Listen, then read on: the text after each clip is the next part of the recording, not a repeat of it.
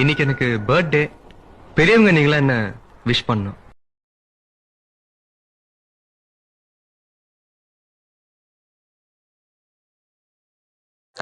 ஜூலை 26 என்னோட பிறந்த நாள்.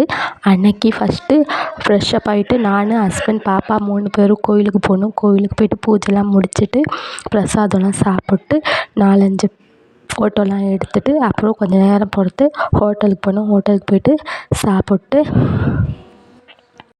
அப்படியே ஷாப்பிங் போனோம். ஷாப்பிங் போயிட்டு ட்ரெஸ் எல்லாம் வாங்கிட்டு அப்படியே காஃபி ஷாப்புக்கு போனோம். காஃபி ஷாப்புக்கு போயிட்டு எல்லாம் சாப்பிட்டு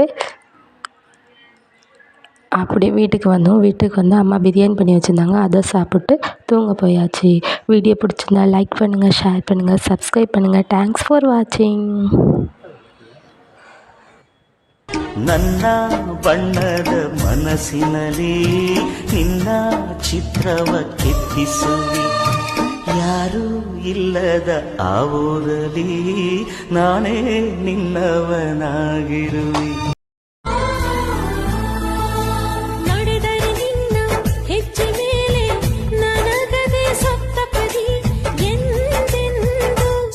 ಮಾತು ತಪ್ಪಲ್ಲ, ಮಡಿದರೆ ನಿನ್ನ ಮಡಿಲ ಮೇಲೆ ಏನು ಬಂತ ಒಪ್ಪಂದ, ಹಿಂದಿಂದ ಒಪ್ಪೋ ಭಗವಂತ.